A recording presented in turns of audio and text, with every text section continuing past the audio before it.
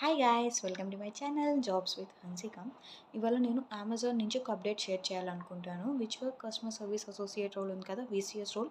దానికి అనేది few states మాత్రమే హైరింగ్ యాక్టివ్లో ఉంది. అది కూడా కేవలం ఆమ్, తెలంగాణ, మహారాష్ట్ర, తమిళనాడు అండ్ పంజాబ్ ఈ ఫోర్కి స్టేట్స్కి మాత్రమే యాక్టివ్లో ఉంది.